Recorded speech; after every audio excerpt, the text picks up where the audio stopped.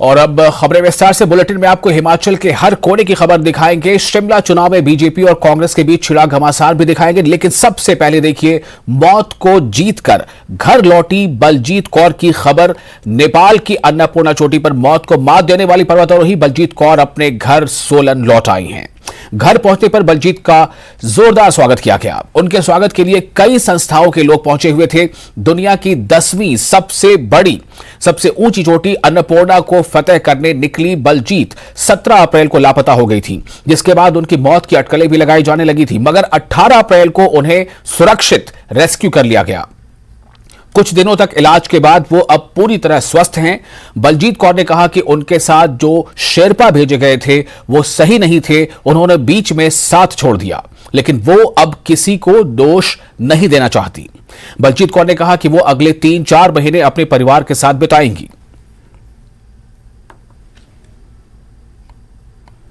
अन्नपूर्णा ने मुझे मौका दिया है और एक नई जिंदगी दी है। पहले तो उसके लिए धन्यवाद मां अन्नपूर्णा का और आप सभी लोगों का जिन्होंने इतनी सारी दुआएं की थी मेरे लिए। और अभी मैं घर आई हूँ तो बहुत साल हो गए हैं, कम से कम 7 साल हो गए अपने माँ के साथ फुर्सत से ना बैठे हुए, तो उनसे फुर्सत से बैठे हुए और घर में थोड़ा टाइम अच्छे से व्यतीत करूँगी अपने माता पिताजी के साथ। और उसके बाद दोबारा से ट्रेनिंग पे लग जाएंगे और दोबारा शुरू करेंगे अपना सफर।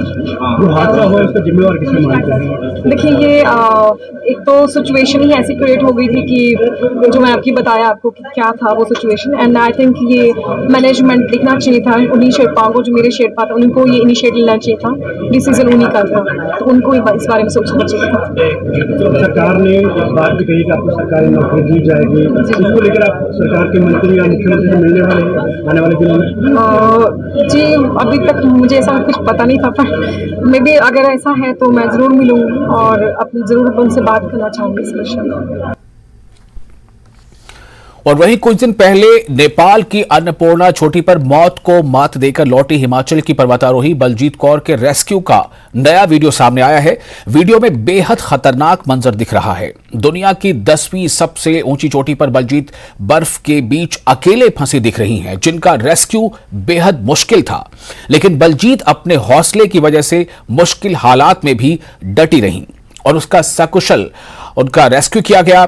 यह तस्वीर रेस्क्यू की चुनौतियों को बयां कर रही है।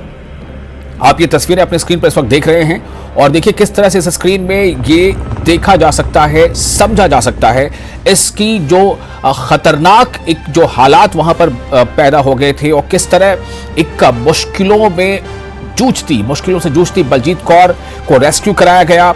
और ये वो तस्वीरें हैं जो आप इस वक्त स्क्रीन पर देख रहे हैं। आप देखिए किस तरह वहां रेस्क्यू टीम पहुंचती है और बिल्कुल पूरी जो चोटी है वो बर्फ से अटी पड़ी है और इस बीच वहां बलजीत कौर को रेस्क्यू टीम पहुंचती है और उन्हें रेस्क्यू करती है।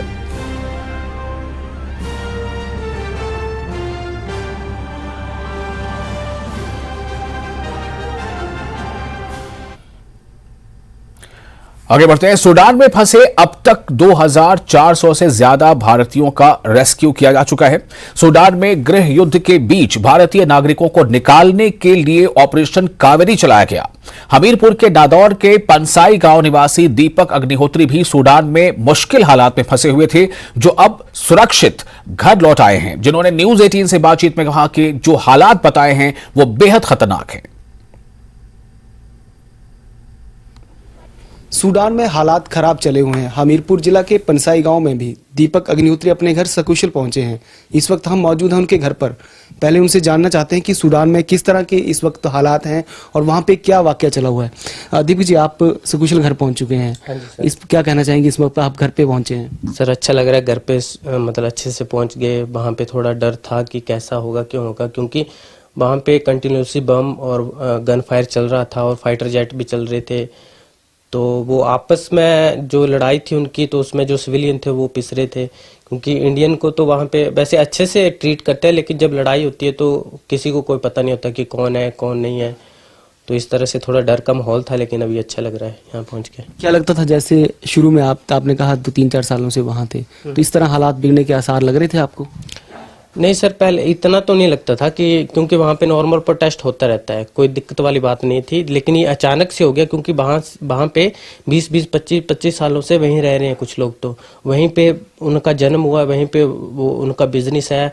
वो गुजरात वाली साइड से हैं कुछ लोग, कुछ वो लोग जो केरला वाली साइड से हैं, तो उनका बिजनेस वगैरह वो वहीं पे है सूडान से। तो ऐसा कुछ लगता नहीं, क्योंकि वो भी अभी छोड़ के आए हैं। सूडान की जनता है जो आपस में सत्ता के लिए लड़ाई चल रही है सारी, तो सूडान की जो जनता है वो क्या चाहती है? वो भी चाहती है इलेक्शन होना, लेकिन अब पॉसिबिलिटी नहीं है, क्योंकि अभी तो मिलिट्री शासन चल रहा है। जो वो बोलेंगे वही होगा। आवाम जनता है वो तो कुछ कर नहीं सकती, क्योंकि मिलिट्री के पास जो शासन है, मिलिट्री तो कुछ भी कर सकती है। उनके पास तो वो भी है, मतलब बम वगैरह, गन वगैरह सब कुछ है। वो तो किसी को भी कुछ भी कर सकते हैं नुकसान। हमीरपुर से अपने कैमरा पर्सन अश्विनी के साथ जसवीर कुमार, न्यूज़ 18 हिमाचल। और नादौन के दीपक की तरह ही हरोगी के बालीवाल गांव निवासी दयाल सिंह भी सूडान में फंसे हुए थे। ऑपरेशन कावेरी के तहत वो भी सुरक्षित अपने घर लौट आए हैं। सूडान में मुश्किल हालात का सामना करते हुए उन्होंने भारतीय दूतावास से संपर्क किया, जिसके बाद इनका रेस्क्यू किया गया। घर लौटने पर इनके परिजनों ने राहत की सांस ली है। साथ ही दयाल सिंह की भी जान में जान आई है। हालात सर बहुत ख़राब हैं, हालात कंट्रोल में नहीं है। बहुत ज़्यादा बमबारी हो रहा है, अनकंडीशनल बमबारी हो रहा है। बहुत मुश्किल है वहाँ पे, बहुत मुश्किल था। हम हर रोज़ लगभग एक ही रोटी खाता था। हम 3 आदमी था, 3 रोटी बनाता था, 3 खाता था। बहुत मुश्किल था। खाने का व्यवस्था तो ना के बराबर है वहाँ पे। मैं जी बहुत खुश हूँ। मैं सरकार, इंडिया सरकार को बधाई देना चाहती हूँ कि हमारे हेल्प किया, हमारा बच्चा हमारे पास आ गया। ऐसी सरकार को बहुत धन्यवाद। और ऊना के लोअर अंदोरा के रहने वाले रोहित शर्मा की भी ऑपरेशन कावेरी के तहत सकुशल घर वापसी हुई है। हालांकि सूडान में अपने अंतिम 15 दिनों को याद करते हुए रोहित अभी भी सिहर जाते हैं, जब एक कमरे में बंद रहकर वो दिन गुजारने पड़े थे। वहीं रोहित शर्मा को सूडान से देश वापसी में 4 दिन का समय लगा है। सूडान में हालात खराब चले हुए हैं। हमीरपुर जिला के पनसाई गांव में भी दीपक अग्निहोत्री अपने घर सकुशल पहुंचे हैं। इस वक्त हम मौजूद हैं उनके घर पर। पहले उनसे जानना चाहते हैं कि सूडान में किस तरह के इस वक्त हालात हैं और वहां पे क्या वाकया चला हुआ है। दीपक जी, आप सकुशल घर पहुंच चुके हैं। हाँ जी सर। इस क्या कहना चाहेंगे, इस वक्त आप घर पे पहुंचे हैं? सर अच्छा लग रहा है, घर पे मतलब अच्छे से पहुंच गए। वहाँ पे थोड़ा डर था कि कैसा होगा, क्यों होगा, क्योंकि वहाँ पे कंटिन्यूसली बम और गन फायर चल रहा था और फाइटर जेट भी चल रहे थे। तो वो आपस में जो लड़ाई थी उनकी, तो उसमें जो सिविलियन थे वो पिस रहे थे, क्योंकि इंडियन को तो वहाँ पे वैसे अच्छे से ट्रीट करते हैं, लेकिन जब लड़ाई होती है तो किसी को कोई पता नहीं होता कि कौन है कौन नहीं है। तो इस तरह से थोड़ा डर का माहौल था, लेकिन अभी अच्छा लग रहा है यहाँ पहुँच के। क्या लगता था, जैसे शुरू में आपने कहा 2-3-4 सालों से वहाँ थे, तो इस तरह हालात बिगड़ने के आसार लग रहे थे आपको? नहीं सर, पहले इतना तो नहीं लगता था कि, क्योंकि वहाँ पे नॉर्मल प्रोटेस्ट होता रहता है, कोई दिक्कत वाली बात नहीं थी। लेकिन ये अचानक से हो गया, क्योंकि वहाँ पे 20-25 सालों से वहीं रह रहे हैं कुछ लोग, तो वहीं पे उनका जन्म हुआ, वहीं पे वो उनका बिजनेस है। वो गुजरात वाली साइड से हैं कुछ लोग, कुछ वो लोग जो केरला वाली साइड से हैं, तो उनका बिजनेस वगैरह वो वहीं पे है सूडान से। तो ऐसा कुछ लगता नहीं, क्योंकि वो भी अभी छोड़ के आए हैं। तो वो तो 25 सालों से रह रहे हैं, तो उनका बोलना था कि नहीं ऐसा कुछ नहीं है, सूडानी लोग तो अच्छे थे, ऐसा कुछ होने वाला नहीं था। लेकिन ये अचानक से हुआ, एकदम से जो भी हुआ। ऑपरेशन कावेरी से आप पहली फ्लाइट से आए हैं, क्या कहना चाहेंगे भारत सरकार? हम भारत सरकार से ही कहना चाहते हैं कि हमें बहुत अच्छा लगा कि उनका जो वहाँ पे कावेरी ऑपरेशन था उसमें हमें बहुत अच्छे से फैसिलिटी दी गई। जैसे हम शिप से उतरे तो हमें वहाँ पे बसेस वगैरह लेने आ गई, फिर हम गए वहाँ पे इंटरनेशनल इंडियन स्कूल था जेद्दा में, वहाँ पे गए रहने के लिए रूम, खाने के लिए, फिर नहाने धोने के लिए साबुन, एक मतलब टॉवल वगैरह प्रोवाइड करवाया गया। फिर हमें जैसे हम गए थे तो हमारी लिस्ट नहीं लगी थी, लेकिन हम फर्स्ट बैच था, क्योंकि हम शिप से आए थे इसलिए हमारा 12 घंटे लगे थे। लेकिन हमारे तुरंत बाद वहाँ पे एयरक्राफ्ट भी आ गया था सूडान में, तो एयरक्राफ्ट जल्दी पहुँच गया था। तो हम फर्स्ट बैच थे, लेकिन हमारे से पहले वो पहुँच गए थे। तो फिर वहाँ पे हमें सुबह हमारी लिस्ट भी लग गई थी, तो 7:30 वाली हम फर्स्ट फ्लाइट में आए हैं। तो और सऊदी एयरलाइन में भी हमें बहुत अच्छे से मतलब ट्रीट किया उन्होंने भी। बिल्कुल, तो भारतीय जो सरकार है बाकी लोगों को निकालेगी। हमारे साथ दीपक के धर्मपत्नी भी हैं, वो भी सूडान में रहकर आए हैं।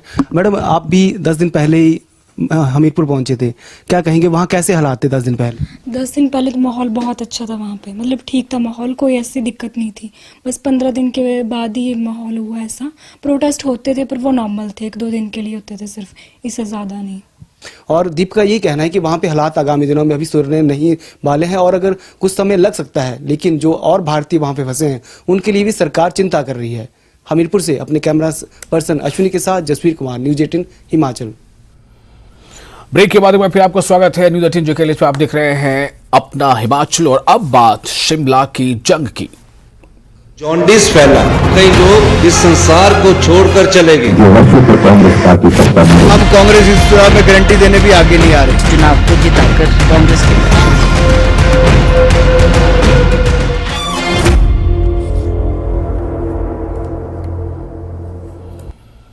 तो सबसे पहले आपको दिखाते हैं शिमला चुनाव में मचे सियासी घमासान की खबरों के बीच क्या कुछ आरोप लग रहे हैं। सीएम सुखविंदर सिंह सुक्खू आज लगातार तीसरे दिन शिमला नगर निगम चुनाव के प्रचार में उतरे। सीएम ने आज मशोबरा इलाके से चुनाव प्रचार की शुरुआत की। मशोबरा के बाद सीएम ढली सब्जी मंडी पहुंचे, जहां गाजे बाजे के साथ उनका स्वागत किया गया। सीएम ने यहां चुनावी सभा को संबोधित कर कांग्रेस उम्मीदवार को जिताने की अपील की। सीएम के साथ कैबिनेट मंत्री रोहित ठाकुर, अनिरुद्ध सिंह, सीपीएस मोहन लाल ब्राक्टा और विधायक नंदलाल भी कांग्रेस उम्मीदवार के लिए प्रचार करते दिखे। जनता को संबोधित करते हुए सीएम ने बीजेपी पर जमकर हमला बोला और शिमला के विकास के लिए निगम चुनाव में कांग्रेस की जीत को जरूरी करार दिया।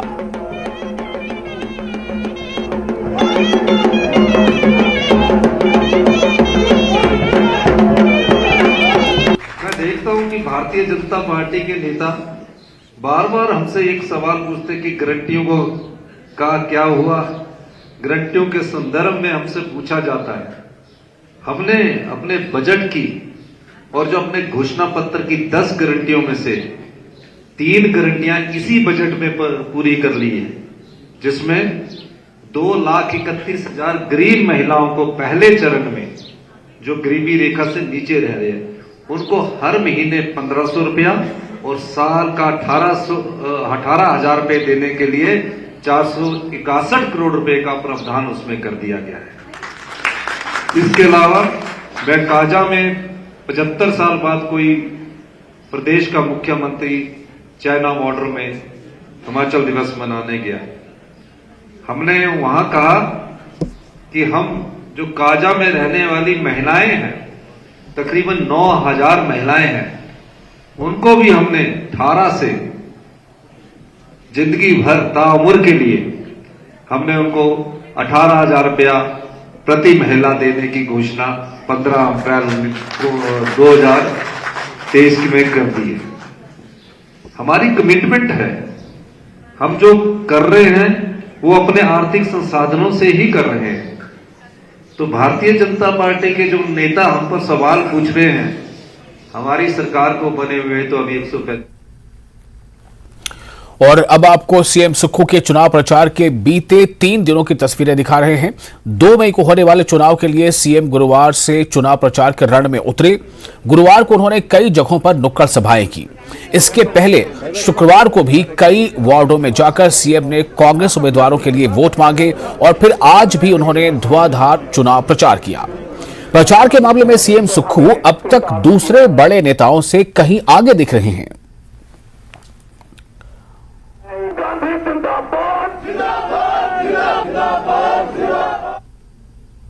तो शिमला चुनाव के प्रचार में बस आखिरी 2 दिन बचे हैं, जिसे लेकर कांग्रेस और बीजेपी में आरोप प्रत्यारोप तेज हो चुका है। कांग्रेस नेताओं ने बीते 2 दिनों में बीजेपी पर कई गंभीर आरोप लगाए, जिस पर आज बीजेपी की तरफ से हर आरोप का जवाब दिया गया।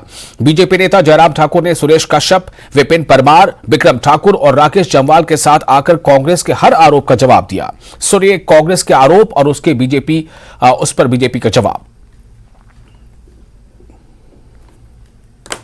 नगर निगम उसकी होनी चाहिए जिसकी सरकार है। पिछली बार भारतीय जनता पार्टी की सरकार थी, नगर निगम उनकी थी, उन्होंने कुछ किया नहीं। भारतीय जनता पार्टी के जो नेता थे, जो सचिवालय में बैठे पूर्व मुख्यमंत्री जयराम ठाकुर जी थे, क्या उन्होंने तब नहीं सोचा?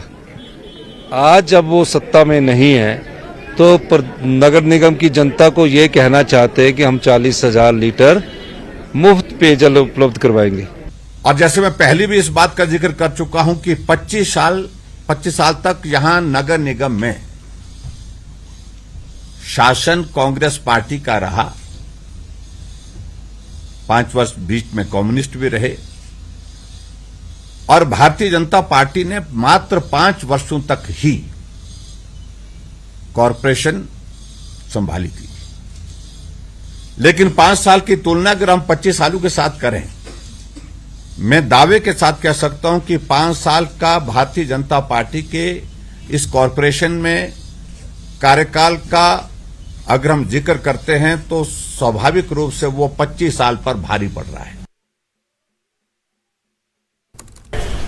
भारतीय जनता पार्टी के पास कोई लॉजिक नहीं है, कोई आंसर नहीं है कि उन्होंने किसी संस्था के समय अवधि पूरे होने पर चुनाव क्यों नहीं करवाए। आज तक लोकतंत्र के इतिहास में कभी नहीं हुआ कि म्याद पूरी होने पे चुनाव ना करवाए जाए।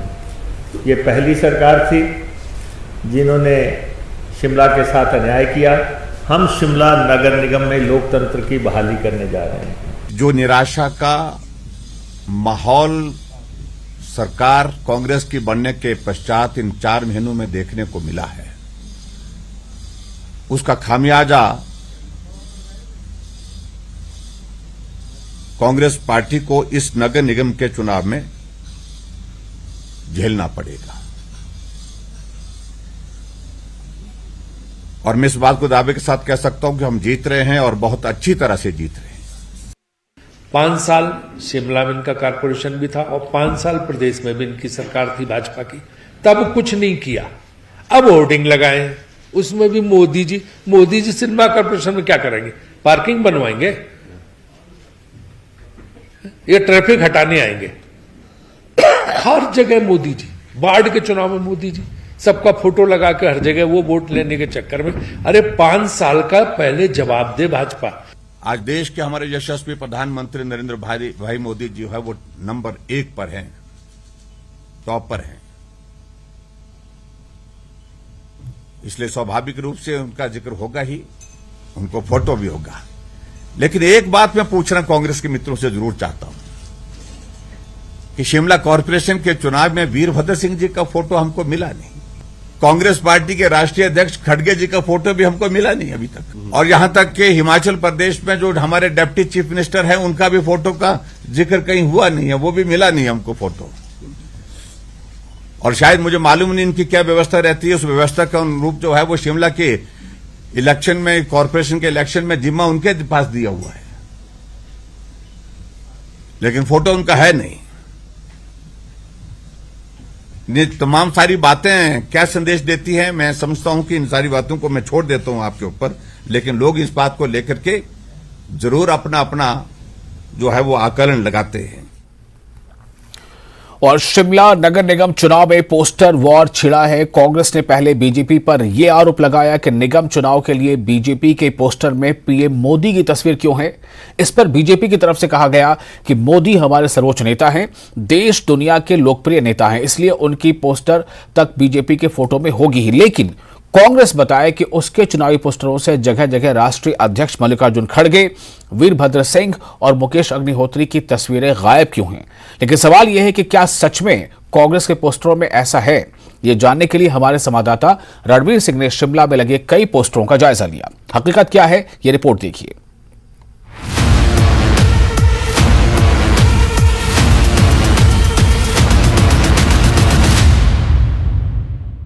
नगर निगम शिमला में चुनाव प्रचार जो है अब अंतिम दौर में है। इस बीच भाजपा और कांग्रेस में पोस्टरों के भीतर लगी तस्वीरों को लेकर वाक युद्ध शुरू हो गया है। इसकी शुरुआत राजीव शुक्ला ने की थी जब भाजपा पर उन्होंने निशाना साधा था कि अब भाजपा जो है पीएम मोदी के फोटो के नाम पर वोट ले रही है, जबकि यहाँ पर काम जो है स्थानीय स्तर पर पार्षद को करना होता है। और इस पर पलटवार जयराम ठाकुर ने किया। उन्होंने कहा कि बहुत सारे कांग्रेस के जो पोस्टर नजर आ रहे हैं शहर भर में, उसमें जो है दिवंगत मुख्यमंत्री वीरभद्र सिंह की तस्वीर नहीं है और उप मुख्यमंत्री की तस्वीर भी नजर नहीं आती। बड़ी बात उन्होंने ये भी कही कि जो कांग्रेस के राष्ट्रीय अध्यक्ष हैं मल्लिकार्जुन खड़गे, उनकी भी तस्वीर नजर नहीं आ रही है। इस वक्त हम कांग्रेस के प्रदेश मुख्यालय के बाहर ये पोस्टर आपको दिखाना चाहेंगे। बहुत बड़ा ये पोस्टर यहाँ पर लगा है, जहां पर आप देख सकते हैं कि जो सभी प्रत्याशी हैं उनकी तस्वीरें लगी हैं। ठीक अगर आप गौर करें तो यहाँ पर जो कांग्रेस का शीर्ष नेतृत्व है उसकी तस्वीर लगी हुई है, जिसमें बीच में मल्लिकार्जुन खड़गे की तस्वीर है, उसके साथ सोनिया गांधी और उनके बगल में देखिए राहुल गांधी की तस्वीर है, उसके साथ ही राजीव शुक्ला और प्रियंका गांधी वाड्रा की तस्वीर है। ऊपर आप तस्वीर में नजर डालें तो सबसे आगे जो तस्वीर लगी हुई है वो मुख्यमंत्री की है, उसके बाद प्रतिभा सिंह, फिर मुकेश अग्निहोत्री, फिर यहाँ पर विक्रमादित्य सिंह की तस्वीर है, अनिरुद्ध सिंह जो कैबिनेट मंत्री हैं, विक्रमादित्य भी कैबिनेट मंत्री है, उनके साथ जो शिमला शहरी के विधायक हैं हरीश जनार्था, उनकी तस्वीर नजर आ रही है।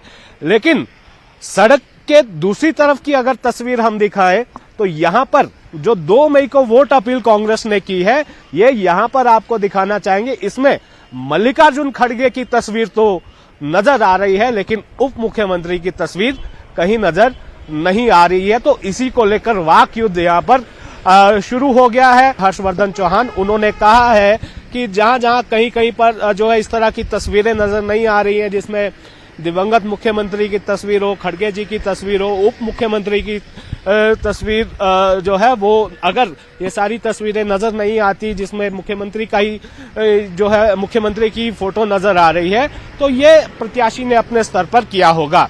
लेकिन यहाँ पर वाक युद्ध जो है जोरों से चल रहा है। शिमला से कैमरा सहयोगी दीपक राणा के साथ रणबीर सिंह, न्यूज 18 हिमाचल। और कल पीएम मोदी के मन की बात कार्यक्रम के 100वें एपिसोड का प्रसारण होगा, जिसे लेकर देश भर में बीजेपी की तरफ से खास तैयारी की गई है। पार्टी की तरफ से देश भर में 4 लाख केंद्रों पर इसके प्रसारण के खास इंतजाम किए गए हैं। देश के हर विधानसभा क्षेत्र में औसतन 100 जगहों पर ऐसे इंतजाम किए गए हैं जहां लोग कार्यक्रम को देख और सुन सकें। इस बीच पहली बार पीएम के मन की बात कार्यक्रम के स्टूडियो और पूरे सेटअप का वीडियो सामने आया है, जिसमें पीएम के अपने दफ्तर से निकलकर स्टूडियो तक आने, टेलीकास्ट टीम से चर्चा और फिर पीएम के माइक संभालने तक के हर हिस्से को दिखाया गया है। ये वीडियो मन की बात के 100वें एपिसोड के शूट का ही है, जिसके माइक पर मन की बात 100 लिखा हुआ दिखाई दे रहा है।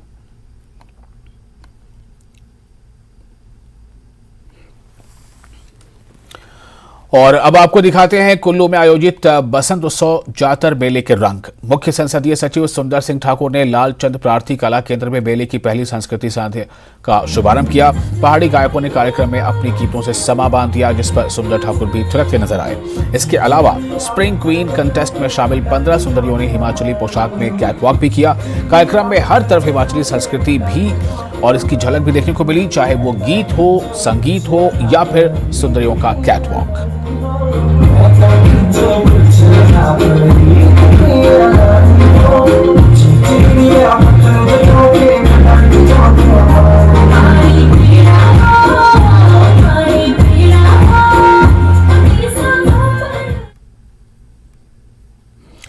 और इसी के साथ इस बुलेटिन में फिलहाल इतना ही, लेकिन न्यूज़ 18 JKLH पर लगातार खबरों का सिलसिला जारी रहेगा।